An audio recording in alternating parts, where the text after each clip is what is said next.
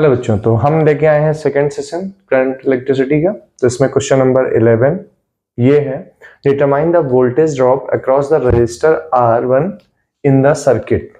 यानी हमें इस रेजिस्टेंस के अराउंड जो वोल्टेज ड्रॉप हो रहा है वो हमें कैलकुलेट करना है, जबकि ईएमएफ आपका 60 वोल्ट कनेक्टेड है और रेजिस्टेंस की वैल्यू इस सर्किट में वैसे भी गिवन है।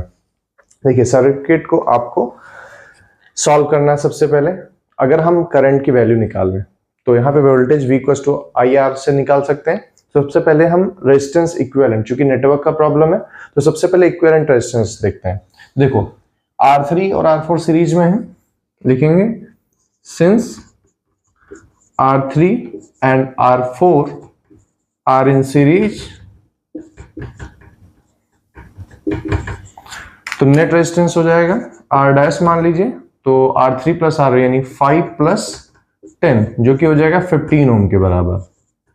Okay, and again R dash and R2 are in parallel, so 1 upon R double dash equals हो जाएगा 1 अपान 10 प्लस 1 अपान 15 जो कि आपका आ जाएगा 30, क्योंकि 10 और 15 का एलसीएम 30 होता है, तो 3 प्लस 2 हो जाएगा जो कि आपका आ जाएगा फाइनल में R डबल डैश की वैल्यू, यहाँ पे मैं लिख दे रहा हूँ, R डबल डैश की वैल्यू हो जाएगा 30/5 करेंगे तो 6 ओम आ जाएगा। अब 6 ओम यानी R double dash and R1 in series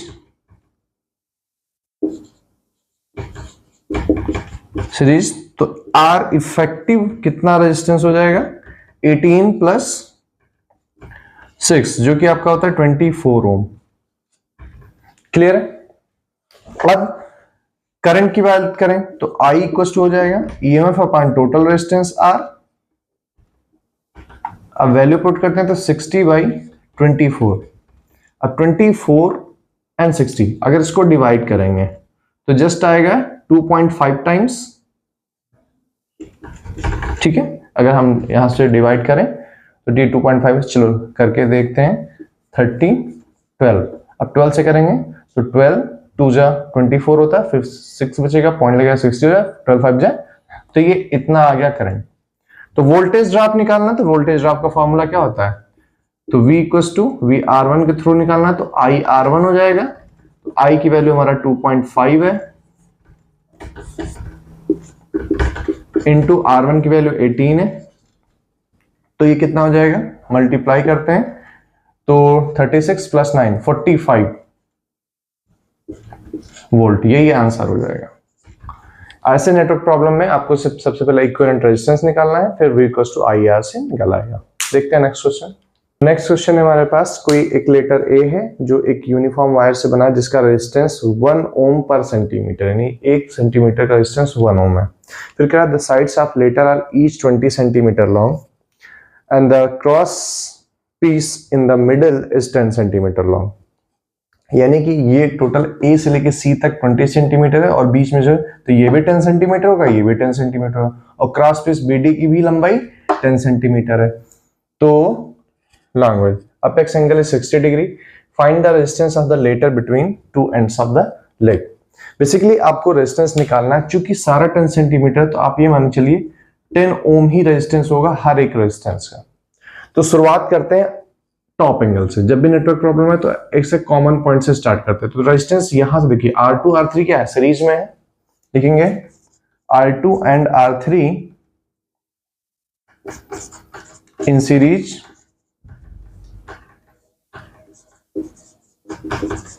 so R dash मान लीजिए कितना हो जाएगा, R2 प्लस R3 के बराबर होगा, जो कि 10 ओम ये भी है, 10 ओम ये भी है, तो कितना हो जाएगा 20 ओम हो जाएगा। अब देखिए जो R डैश आएगा, सिंगल रेजिस्टेंस अगर रिप्लेस करेंगे R डैश से, तो R डैश और R5, now R dash and R5 are in parallel, तो अब R डबल डैश की वैल्यू क्या हो जाएगी, हो जाएगी ऐसे 1 अपान R डबल डैश की वैल्यू हो जाएगी 1 upon R dash plus 1/R5, value put करते हैं तो 1/r डैश की वैल्यू 1/20 प्लस ये 1/10, इसका आपका हो जाएगा, तो r डबल डैश की वैल्यू हो जाएगी, देखिए एलसीएम 20 आएगा तो यहाँ पे 2 हो जाएगा, तो 3/20 या r डबल डैश की वैल्यू लेंगे तो 20/3 ओम। ठीक, अब जब r डबल डैश R1 और R4 के साथ सीरीज में है, now R1 and R double dash R1 comma R double dash and R4 are in series,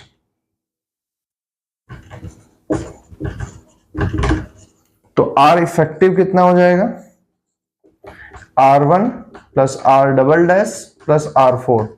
अब वैल्यू पुट कर देते हैं, R1 की वैल्यू कितनी है 10 है, R डबल डैश की वैल्यू 20/3 है और प्लस R4 की वैल्यू भी 10 है।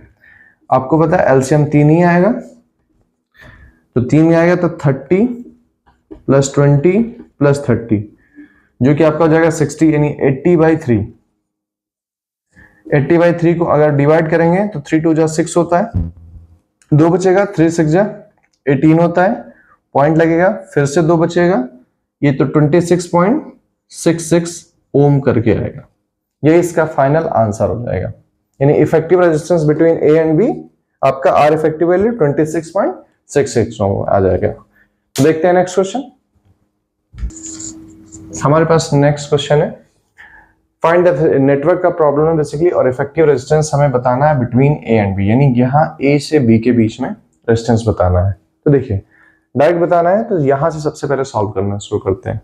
देखिए ये रेजिस्टेंस इसके साथ सीरीज में है और ये दोनों का जो इफेक्टिव रेजिस्टेंस है 6 के साथ पैरेलल में आएगा, तो ये बिटवीन ए सी डी रेजिस्टेंस कितना है, तो आर डैश जो होगा वो कितना हो जाएगा 3 + 3 6 ओम हो जाएगा, और आर डैश डबल डैश कितना हो जाएगा, चूंकि ये दोनों पैरेलल में है तो आर डबल डैश कितना हो जाएगा, जिसे हम देखिए हम यहाँ पे एक फॉर्मूला यूज करने जा रहे हैं वो आपको बता दे रहे हैं, जैसे 1/r पैरेलल होता है 1/r1 + 1/r2 होता है, तो एलसीएम r1 r2 आता है, तो r1 r2 और ऊपर r2 + r1 हो जाएगा, ये वैल्यू आएगी 1/rp की। तो हम डायरेक्ट इसको ऐसे नहीं लिख सकते, rp = r1 r2 / r1 + r2, तो यही फॉर्मूला हम डायरेक्टली यहाँ पे यूज करेंगे, क्योंकि बार बार यही करना है तो बार बार वो लिखने से स्टेप काफी आपके लंबे हो जाएंगे।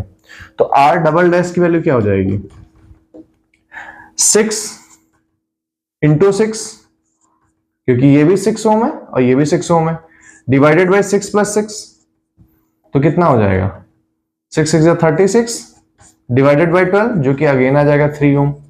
अब जो रेजिस्टेंस आएगा इतने का पूरा कितना आ जाएगा, इफेक्टिव रेजिस्टेंस है 3 ओम, और ये 3 ओम इसके साथ फिर से नेक्स्ट है सीरीज में, तो ये 3 + 3 6 हो जाएगा, और 6 6 फिर से पैरेलल में आ जाएगा, तो सेकंड आर ट्रिपल डैश कितना हो जाएगा, इसको डायरेक्ट कर रहे हैं, आर ट्रिपल डैश चूंकि ये 3 + 3 है तो 6 ओम हो जाएगा, और आर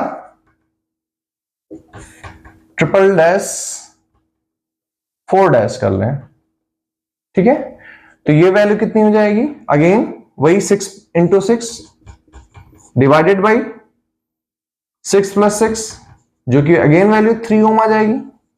अब फिर ये वैल्यू कितनी दे देगा, फिर से पूरा 3 ओम का हो जाएगा, फिर 3 से 3 फिर 6 आ जाएगा, ये बार बार रिपीट हो रहा है, तो फिर से अगेन आर फिफ्थ कितना हो जाएगा 3 ओम हो जाएगा,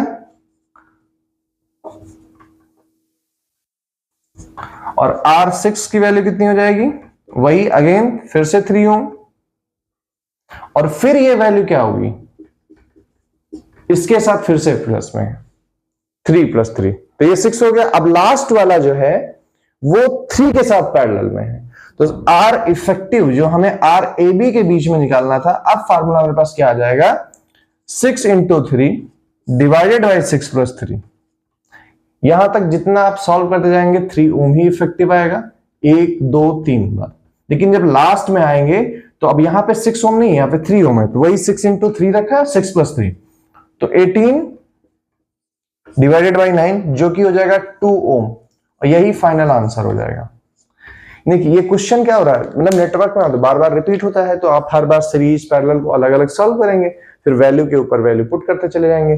तो इसको क्या करते हैं, इसको डायग्राम के साथ में कर सकते हैं, लेकिन डायग्राम क्या हो जाएगा फिर बहुत लेंथी हो जाएगा। तो आप डायरेक्टली ऐसे डायग्राम में डॉटेड लाइंस भी दिखा सकते हैं, या फिर आप सिंप्लीफाइड डायग्राम भी बना सकते हैं।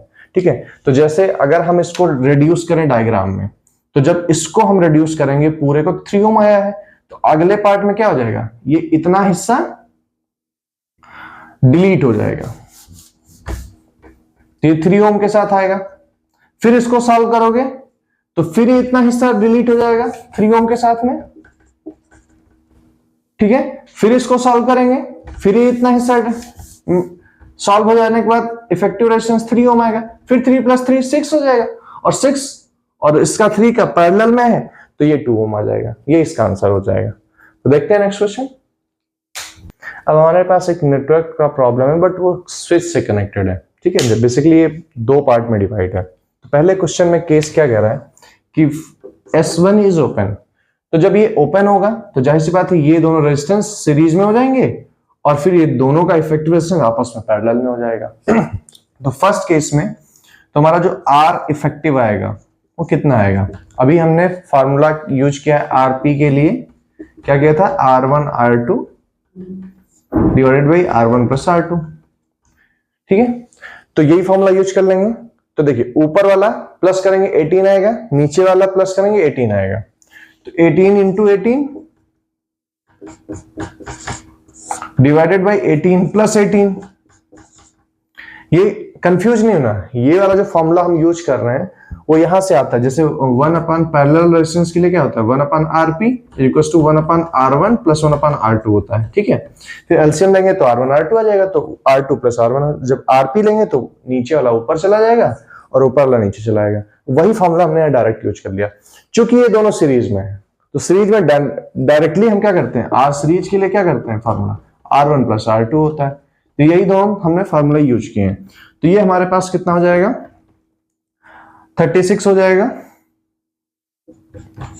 18 × 18 डिवाइडेड बाई 36, तो ये 2 टाइम्स जाएगा और ये 2 टाइम्स 9, यानी R effective in this case जब स्विच ओपन है तो 9 ओम के बराबर होगा। अब मान लीजिए स्विच क्लोज कर दिया, सेकंड केस में क्या कह रहा है, स्विच क्लोज हो गया।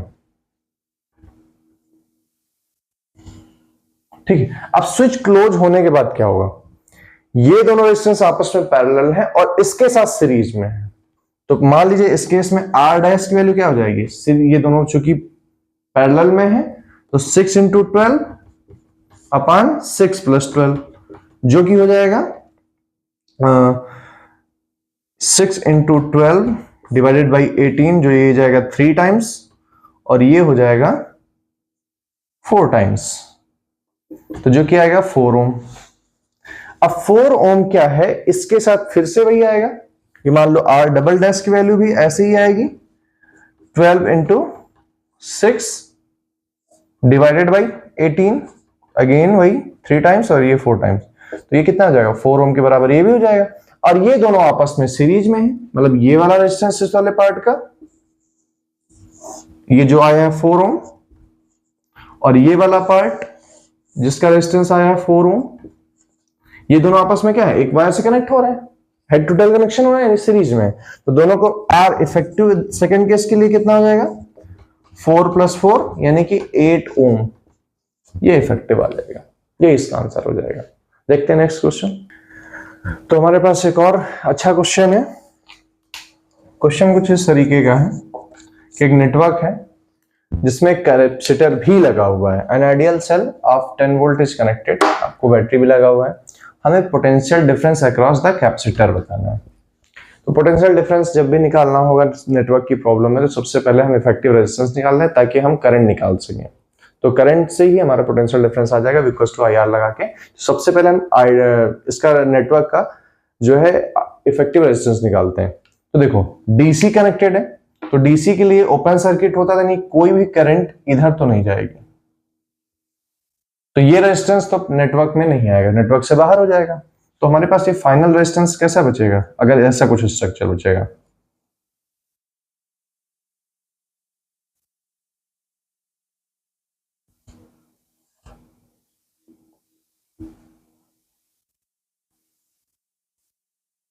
कुछ ऐसा सेल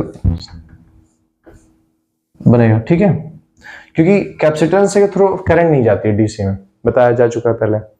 अब इसका इफेक्टिव अगर लें तो देखिए हर रेजिस्टेंस 2 ओम का है, ये भी 2 ओम का है, ये भी 2 ओम का है, ये भी 2 ओम का है और ये भी 2 ओम का है। तो देखिए ये दोनों सीरीज में है, यानी ये और ये सीरीज में R1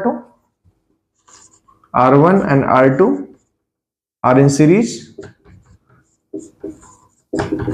तो R डैश की वैल्यू क्या हो जाएगी, दोनों को प्लस कर लेंगे 4 ओम हो जाएगा,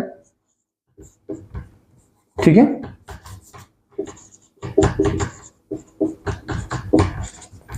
और ये क्या है, इसके साथ पैरेलल में R3 और फिर सीरीज में है R4 के साथ। तो R dash is parallel with R3। तो अगेन R डबल डैश की वैल्यू क्या हो जाएगी, 4 आया ना, तो 4 इंटू 2 डिवाइडेड बाई 4 प्लस 2 जो कि होता है 6 होता है, तो ये हो जाएगा 3 टाइम्स, यानी 4/3 हो जाएगा। अब 4/3 के साथ ये जो R डबल डैश आएगा वो R4 के साथ सीरीज में है। Now R double dash is in series with R4। तो R इफेक्टिव कितना हो जाएगा, R इफेक्टिव आपका हो जाएगा 4/3 प्लस 2 जो कि हो जाएगा, अगर हम एलसीएम लेंगे 3 आएगा और 3 2 6 हो जाएगा, यानी 10/3 हो जाएगा। क्लियर है, 10/3 हो जाएगा ये ओम में। अगर हम करंट I की बात करें तो V/R हो जाता है। तो V की वैल्यू कितना है, 10 है और R की वैल्यू 10/3 है, तो 3 ऊपर चला जाएगा, 10 कट जाएगा, तो यानी 3 एम्पियर करंट आ गई। क्लियर है। अब पोटेंशियल डिफरेंस जैसे यहां पे पैरेलल है, तो जो पोटेंशियल यहां से होते हुए जाएगा वही पोटेंशियल इधर ट्रेवल किया होगा। तो अगर हम पोटेंशियल निकालना है थ्रू VC, तो हम potential V1 V through R2 through R4 को प्लस कर लेंगे, तो क्या हो जाएगा V through R2 plus V through R4। जो भी पोटेंशियल यहां पे होगा ना वो सेम होगा, क्योंकि पैरेलल वोल्टेज क्या होता है, पैरेलल में सेम हो जाता है। तो V इक्वल्स टू क्या होता है, IR1 और IR2 प्लस IR4 हो जाएगा। हमारे पास करंट कितनी है, 3 एम्पियर है, तो वोल्टेज अक्रॉस कैपेसिटर हो जाएगा। अब देखिए करंट को यहां पे समझ लेते हैं। जब करंट यहां आएगी तो पैरेलल में है, तो कुछ करंट पार्ट इधर चला जाएगा, कुछ करंट पार्ट इधर चला जाएगा। तो चूंकि इधर रेजिस्टेंस डबल है और इधर कम है, तो करंट 2 एम्पियर इधर चली जाएगी और 1 एम्पियर इधर चली जाएगी। अब यहां पे करंट सेम रहती है सीरीज में, तो करंट यहां भी 1 एम्पियर ही होगी और यहां पे 2 एम्पियर है, और ये फाइनली जब प्लस हो जाएगी तो यहां पे करंट कितनी हो जाएगी, जितनी टोटल करंट है 3 एम्पियर। ये समझ में आ रहा है, क्योंकि करंट डिवाइड होती है पैरेलल में, तो इसलिए यहां पे पहले डिवाइड होगी। रेजिस्टेंस इधर ज्यादा है इधर कम है, इसलिए यहां पे ज्यादा करंट जाएगी उधर, क्योंकि पैरेलल में वोल्टेज सेम होता था, इसलिए वोल्टेज सेम होगा तो IR1 का जो रेशियो होगा वो भी सेम ही आएगा। ठीक है, तो यहां पे अब कर लेते हैं, तो हमारा वोल्टेज आएगा यहां पे 1 इंटू R2, तो 1 इंटू 2 प्लस 3 इंटू 2, क्योंकि R4 भी सेम ही है, तो ये वैल्यू हमारी आ जाएगी 2 प्लस 6 जो कि आएगी 8 वोल्ट। यही आंसर हो जाएगा। ये आपका प्रॉब्लम IIT में भी आ चुका है, CBSE में भी 2 बार पूछा जा चुका है, तो अच्छा क्वेश्चन है, बोर्ड का फेवरेट क्वेश्चन में भी। तो आप इस तरह नहीं क्वेश्चन अगर ऐसा आता है तो डेटा बदल के इस जैसा ही क्वेश्चन आ सकता है, तो थोड़ा सा ओपन माइंड रखेंगे। कैपेसिटर के केस में थोड़ा सा प्रिकॉशनरी काम करेंगे, क्योंकि कैपेसिटर क्या होता है डीसी के केस में ओपन सर्किट बन जाता है, क्योंकि डीसी के लिए ये इनफिनाइट रेजिस्टेंस प्रोवाइड करता है, तो इसलिए सर्किट में जब भी कैपेसिटर लगा हो तो नेटवर्क सॉल्व करते वक्त थोड़ा सा ध्यान रखेंगे। ठीक है, देखते हैं नेक्स्ट क्वेश्चन। देखिए हमारे पास एक ऐसे सिमेट्रिकल वाले भी प्रॉब्लम आते हैं। सिमेट्रिक बोलते हैं कि अगर किसी एक साइड से कट किया है तो दोनों साइड सेम होना चाहिए। तो कह रहा है कि रेगुलर हेक्सागन है जिसका सेम आइडेंटिकल वायर से बनाया गया, नहीं जिसका रेजिस्टेंस जो तो एक पार्ट का है वो सेम है। अब जब जिनका पार्ट सेम है तो जैसे बात है सिमेट्रिकल डायग्राम बन रहा है, तो इसमें हमें करना क्या होता है, आप ऐसे तो नहीं सॉल्व करेंगे, इसको सिमेट्रिकली डिवाइड करते हैं। तो किसी भी डायगोनल के अलॉन्ग हम इसको डिवाइड करते हैं। चूंकि हमें दे रखा है स्पेसिफिक कि हमें ए और बी के बीच में ही बताना है, तो हम इसको बिल्कुल ए और बी के बीच में डिवाइड करेंगे। तो अगर डिवाइड करें इसको बिल्कुल सिमेट्रिकल इक्वली दो पार्ट में, यानी जितना पार्ट इधर रेजिस्टेंस होगा उतना ही सेम उधर होगा। तो जो आर रेजिस्टेंस ये है, ये डिवाइड हो जाएगा दो पार्ट में, एक r/2 इस हिस्से में होगा, r/2 इस हिस्से में होगा, r/2 इधर होगा और r/2 इधर होगा। अब इसका डायग्राम बना ले। तो इसका डायग्राम कैसे बनेगा सिमेट्रिक वाला? देखिए ये A है आपका, ये वाला रेजिस्टेंस सिर्फ R है। अब दूसरा वाला रेजिस्टेंस देखिए, ये r/2 इसके साथ सीरीज में है और फिर यहां से एक कनेक्टेड है, ये r/2 है, ये R है और फिर इस पॉइंट से ये रेजिस्टेंस R कनेक्ट है इसके साथ ऐसे, और ये वाला रेजिस्टेंस इसके साथ R कनेक्ट है ऐसे, और फिर वही कहानी नीचे हो रही है बिल्कुल सेम जैसे ऊपर हो रही थी, यानी ये रेजिस्टेंस एक R है,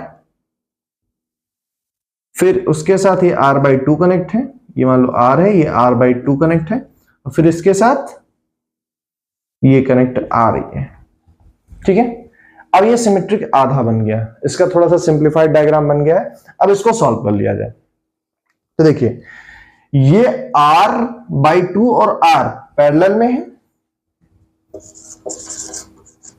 तो R डैश की वैल्यू क्या हो जाएगी? r/2 into R, r/2 into R और नीचे R plus r/2, R plus r/2।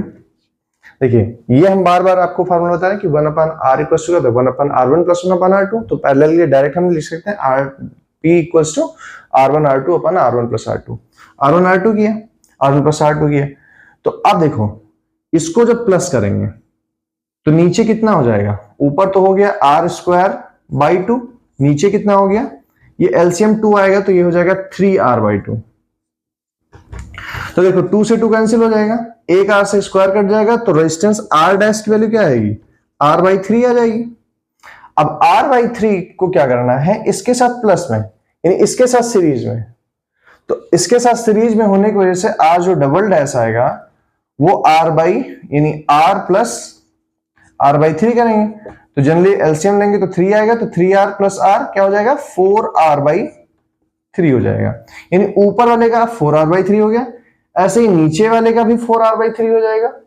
Similarly ये मान लीजिए अप हो गया और r डबल डैश डाउन की वैल्यू भी 4r/3 हो जाएगी बाय सिमेट्री।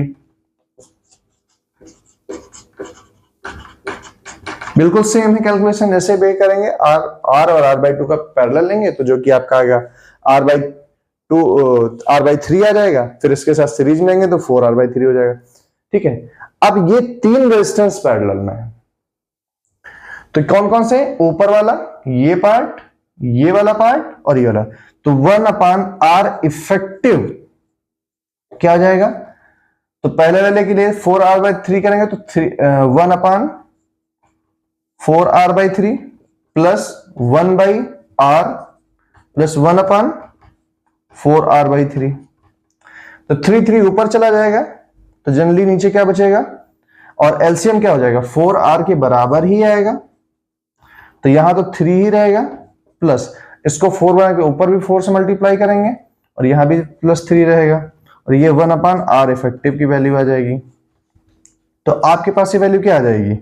r इफेक्टिव की वैल्यू आ जाएगी 4r ऊपर चला जाएगा, नीचे डिवाइड में क्या रहेगा? 3 प्लस 4 7 प्लस 3 यानी 10, यानी कहने का मतलब r इफेक्टिव आपका 0.4 ओम आ गया।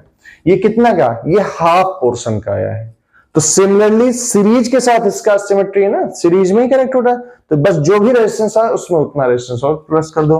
तो R इफेक्टिव मैं यहां पे लिख दे रहा हूं, R effective between A and B is equals to 0.4 plus 0.4, जो कि हो जाएगा 0.8 ओम। यही आपका आंसर हो जाएगा। तो जब भी आपको सिमेट्री वाले डायग्राम में तो जो भी पॉइंट गिवन में उसके अराउंड एक पॉइंट आप सिमेट्री में उसको कट करेंगे, देन उसका एक सिंप्लीफाइड डायग्राम बनाएंगे और उसके बाद उसको सॉल्व करेंगे। ऐसे किसी भी तरीके मिलेंगे, ठीक है। और अगर मान लो यहाँ पे पोटेंशियल लगा होता तो हम पोटेंशियल डिवाइड करके काम कर लेते हैं, ठीक है। तो देखते हैं नेक्स्ट क्वेश्चन। तो हमारे पास एक और नेटवर्क है, बता रहा है कि P एंड Q के बीच में हमें इक्विवेलेंट रेजिस्टेंस बताना है। तो अगर ध्यान से देखिए, दोनों ट्रायंगल एक अंदर है एक बाहर है, लेकिन दोनों ट्रायंगल कनेक्टेड एक कॉमन पॉइंट से, यानी कहने मतलब हर साइड आपस में पैरेलल है। हर साइड क्या है? आपस में पैरेलल है। और चूंकि रेजिस्टेंस सेम है तो ईच साइड का इक्विवेलेंट रेजिस्टेंस क्या होगा? देखो, since each side of triangles are parallel to each other,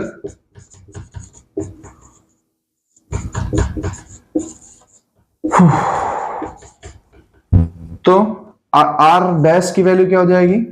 very simply R into R divided by 2R, जो कि आपकी R/2 हो जाएगी। अब ये डायग्राम कैसे बन सकता है? Effective diagram. तो इस डायग्राम को ऐसे बना सकते हैं, सिंगल रेजिस्टेंस,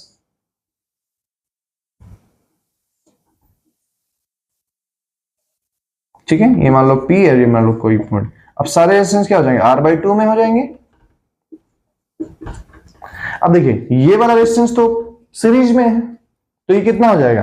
यानी R डबल डैश की वैल्यू क्या हो जाएगी? R/2 प्लस R/2, जो की वैल्यू अगेन R हो जाएगी। और अब ये फाइनल डायग्राम कैसे बनेगा?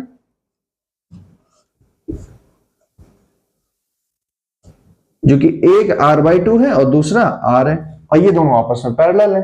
तो अगेन R इफेक्टिव की वैल्यू क्या हो जाएगी? चूंकि पैरेलल है तो R इंटू R/2 अपान R प्लस R/2, जो कि हो जाएगा R into R/2 divided by 3R/2। 2 से 2 कैंसिल हो जाएगा, एक R से R कैंसिल हो जाएगा, तो R इफेक्टिव की वैल्यू जो आ जाएगी वो आ जाएगी R/3 ओम। यही आंसर हो जाएगा, ठीक है। देखते हैं नेक्स्ट क्वेश्चन।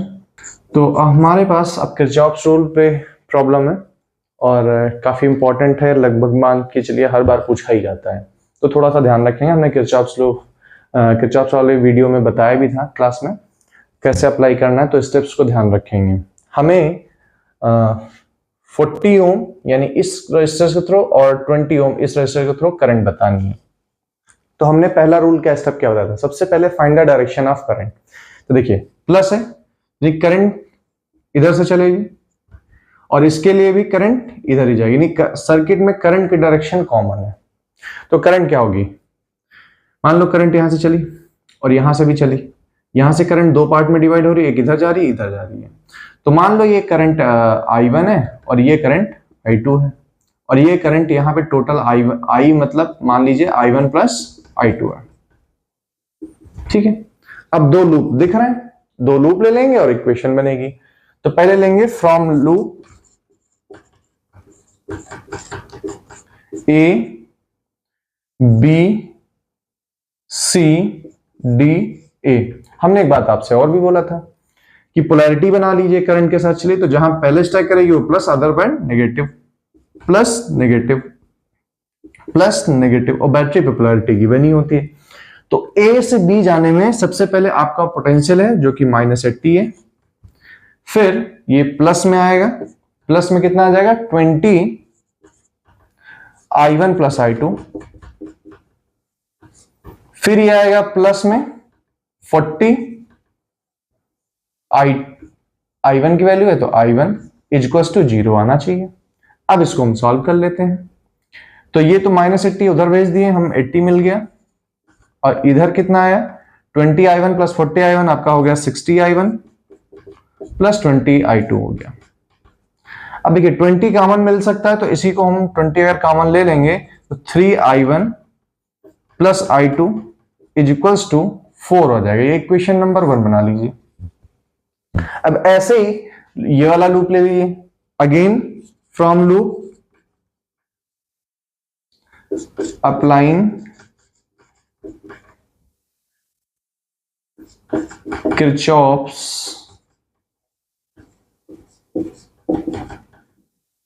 सेकेंड रूल, हम उसी रूल के अकॉर्डिंग कर रहे हैं पहले इस लूप में, अब सेकेंड लूप में लेने जा रहे हैं। तो from loop D C F E D, तो डी से सी हो जाने में तो माइनस का 40 I1 और फिर इधर से चलेंगे तो प्लस का 10 I2 और फिर इधर माइनस का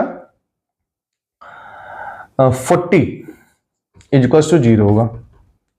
क्या करते हैं, अगेन इसको हम उधर भेज दे रहे हैं, तो हमें मिलेगा माइनस का 40 I1 प्लस का 10 I2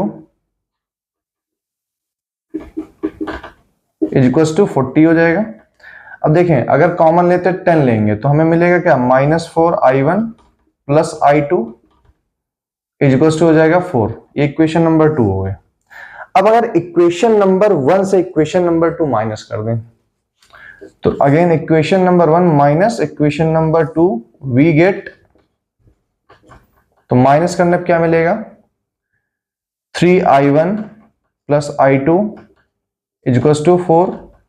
माइनस करेंगे तो माइनस माइनस प्लस हो जाएगा 4 I1 और इधर हो जाएगा -I2 और इधर -4, तो ये तो 0 हो गया, ये कट गया। तो जनरली हमें क्या मिला, 7 I1 इक्वल्स टू 0, या फिर I1 की वैल्यू कितनी आ गई, I1 की वैल्यू आ गई 0। तो हमारे पास इक्वेशन है, I1 की वैल्यू किसी भी इक्वेशन में पुट कर दें, तो अगर इसी तरीके से तो I2 की वैल्यू क्या हो जाएगी, अगर I1 की वैल्यू किसी भी इक्वेशन में, चाहे इक्वेशन 1 में पुट करिए चाहे यहां पे पुट करिए, तो I2 की वैल्यू 4 एम्पियर मिल जाएगी। I1 की वैल्यू 0 एम्पियर है, I2 की वैल्यू 4 एम्पियर है। तो द करंट थ्रू 40 एम्पियर, तो I थ्रू 40 ओम रजिस्टर कितना हो जाएगा, 0 एम्पियर हो जाएगा, और I थ्रू 20 एम्पियर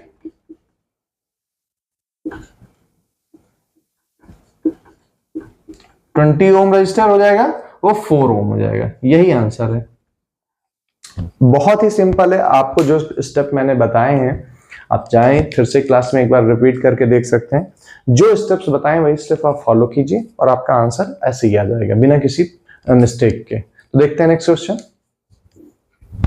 तो हमारे पास अगेन एक केवीएल का प्रॉब्लम है, ये भी बोर्ड में करीब 3 बार रिपीट हुआ है क्वेश्चन। तो देखते हैं क्वेश्चन क्या कहता है। क्वेश्चन ये कह रहा है, in the electric network shown in figure use Kirchhoff's rule to calculate the power consumed by the resistance. तो ध्यान देंगे, क्वेश्चन पूरा पढ़ेंगे, नेटवर्क देख के ये नहीं समझ लेंगे हमें सिर्फ करंट निकालनी है। हमें ये बताना है कि जो ये R equal to 4 ohm resistance है इसके थ्रू पावर कितना कंज्यूम हो रहा है। तो पावर होता है आपका वोल्टेज इनटू करंट, तो वोल्टेज पोटेंशियल डिफरेंस है। यहाँ पे देखिए सेल का भी 3 कंसेप्ट लग रहा है। सेल का कनेक्शन देखिए रॉन्ग कनेक्शन है, तो इफेक्टिव वोल्टेज दोनों का डिफरेंस होगा। तो वोल्टेज तो हम निकाल लेंगे, वो वन स्टेप है। सबसे पहले करंट निकालेंगे, तो करंट के लिए केवीएल लगाना पड़ेगा। तो अप्लाई यूजिंग केवीएल, केवीएल का मतलब किरचॉफ्स वोल्टेज लूप रूल, ठीक है। तो इन द लूप सबसे पहले हम ये लूप ले रहे हैं, ए बी सी डी और ए। इस क्वेश्चन में ऑलरेडी डायरेक्शन ऑफ करंट की वैल्यू गिवन है, तो जैसे चल रही करंट वैसे चलेंगे। ये प्लस नेगेटिव और plus negative, negative plus plus negative, A से डी तक जाने में आपका कितना होगा, तो 4I1 प्लस I2 इतना हो गया। यहां पे आएंगे plus twice R equals to IR होता है। तो मान लीजिए यहां पे करंट आपकी कितनी हो गई, यहाँ पे I1 है, तो फिर I1 प्लस I2 और यहाँ पे आपका जो टोटल करंट हो जा रहा है, टोटल I ही गिवन है, यानी I1 ही होगा। ये I2 यहाँ पे आ रहा है, करंट यहाँ पे I1 ही होगी। ये सर्किट कंप्लीट हो रही है तो यहाँ पे I1 ही है और यहाँ पे I2 है, ठीक है। तो यहाँ पे प्लस ट्वाइस I1 और माइनस 12 इक्वल्स टू 0। तो अगर इसको हम सॉल्व करें तो हमें मिलेगा 6I1 plus 4I2 is equals to 12। या फिर इसको और भी अच्छे से हम कर सकते हैं, तो हम क्या यहाँ पे कॉमन मिल सकता है, 2 कॉमन मिल सकता है। तो यही इक्वेशन क्या हो सकती है, 3I1 plus twice I2 is equals to 6। ये इक्वेशन नंबर 1 बन गई। Again KVL using KVL in the loop, A D F E A, A से D जाएंगे। अगेन आपका 4I1 plus I2 minus 6 is equal to 0। या फिर ये आपका मिलेगा again twice I1 plus twice I2 is equals to 6। यहाँ पे मैंने 2 कॉमन, सॉरी 3 हो जाएगा यहाँ पे, क्योंकि मैंने 2 कॉमन लेकर डिवाइड कर दिया है, ठीक है। तो ये इक्वेशन नंबर 2 बन गई। अब हम क्या करें कि इक्वेशन नंबर 1 से 2 को सब्ट्रैक्ट कर दें। तो 1 माइनस 2 वी गेट, तो पहले इक्वेशन लिख लेते हैं, 3I1 plus twice I2 equal to 6, और ये twice I1 plus twice I2 equal to 3। और इन दोनों को सब्ट्रैक्ट करेंगे, सबके साइन नेगेटिव हो जाएंगे, ये कट जाएगा, और सिर्फ I1 की वैल्यू जो आएगी वो हो जाएगी 3 एम्पियर। अब I1 की वैल्यू हमारे पास 3 एम्पियर आ गई। अब I2 की वैल्यू निकालनी है, तो किसी भी इक्वेशन में पुट कर लें। अगर मान लो यहाँ पे इक्वेशन में, इसी इक्वेशन में पुट कर लिया, तो I1 की वैल्यू हमारी I2 की वैल्यू चाहिए ना, तो ट्वाइस I2 की वैल्यू कितनी हो जाएगी, 3 माइनस, अब देखिए I1 की वैल्यू 3 2 जा 6 हो जाएगा, तो माइनस 6 हो जाएगा। तो I2 की वैल्यू क्या हो जाएगी, माइनस 3 डिवाइडेड बाई 2, ये जी की माइनस 1.5 हो जाएगी। हमें पोटेंशियल पावर ड्रॉप निकालना है, पावर थ्रू रेजिस्टेंस R। तो हम यहां पे पोटेंशियल डिफरेंस पहले लिख लें और करंट निकाल लेंगे। तो टोटल करंट कितनी है, पहले सबसे पहले करंट निकालें। तो करंट हमारी I1 प्लस I2 है, तो I1 की वैल्यू 3 एम्पियर है, और ये I2 माइनस में है, तो प्लस करेंगे तो माइनस ही हो जाएगा 1.5 एम्पियर में, तो ये आ जाएगा 1.5 एम्पियर प्लस का। वोल्टेज कितना है, तो देखिए वोल्टेज क्या, सेम रॉन्ग कनेक्शन है, तो इफेक्टिव वोल्टेज 12 माइनस 6 हो जाएगा। तो वोल्टेज कितना है, 6 वोल्ट। तो पावर कंज्यूम क्या होता है, फार्मूला V इंटू I होता है, मल्टीप्लाई कर दें तो 6 इंटू 1.5 यानी कि 9 वॉट, यही इसका आंसर हो जाएगा। तो देखिए इस प्रॉब्लम में आपको 3 कंसेप्ट एक साथ यूज करने पड़ेंगे। तो क्वेश्चन को सॉल्व करते वक्त बहुत केयरफुली सॉल्व करना है, इंपॉर्टेंट होता है, कम से कम 3 नंबर या 4 नंबर कैरी करता है, 2 नंबर का क्वेश्चन नहीं बनता है, मिनिमम 3 मार्क्स का क्वेश्चन बनता है। देखते हैं नेक्स्ट क्वेश्चन। तो ये हमारे पास एक और प्रॉब्लम है, इसको मार्क करना भूल गए, A B C D E F। तो इसमें पता क्या करना है, determine the value of unknown resistance, यानी R की वैल्यू पता करनी है। और कंडीशन ये है कि बीच वाली लाइन में कोई करंट नहीं जा रही है। तो again applying KVL in loop A B C F A। तो A से B चलेंगे, चूंकि करंट ये प्लस है, करंट इधर जा रही थी, प्लस माइनस, और चूंकि यहां कोई करंट है नहीं तो कोई फर्क नहीं पड़ता, तो ये भी प्लस माइनस, पहले direction travel with direction of current, जहां करंट पहले स्ट्राइक होगी वो पॉजिटिव हो जाएगा, अदर एंड नेगेटिव हो जाएगा। जो स्टेप सिखाया गया था वही यूज करना है। तो यहां पे क्या हो जाएगा 1 इंटू आई, तो सिर्फ आई हो जाएगा, फिर प्लस आई, यहां भी 1 इंटू आई प्लस आई हो जाएगा, और ये +6 और ये -9 इक्वल्स टू 0। तो 2i की वैल्यू कितनी हो जाएगी 6 माइनस -3, उधर जाएगा 3 हो जाएगा, तो i की वैल्यू आ गई 1.5 एम्पियर, 3/2 यानी 1.5 एम्पियर, यानी i की वैल्यू तो आ गई। अब हमें निकालना है r की वैल्यू, ठीक है। तो इधर से पहले पोटेंशियल डिफरेंस निकाल लें। तो r की वैल्यू निकालने के लिए क्या करना पड़ेगा हमें, i की वैल्यू हमारे पास आ ही चुकी है, तो again applying by KVL for loop FCDE, F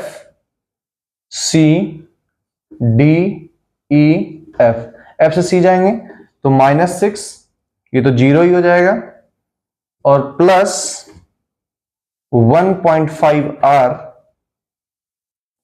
plus 3 equal to 0। यहां से पूरा सर्किट कंप्लीट करेंगे तो -6 और इधर आएंगे तो +3 पड़ेगा, यानी 1.5R इक्वल टू हो जाएगा, ये -3 उधर जाएगा +3 हो जाएगा, तो R की वैल्यू हो जाएगा जो कि इधर डिवाइड में जाएगा 6 ओम आ गया, यानी R की वैल्यू जो हमें फाइंड आउट करनी थी वो आ गई 6 ओम।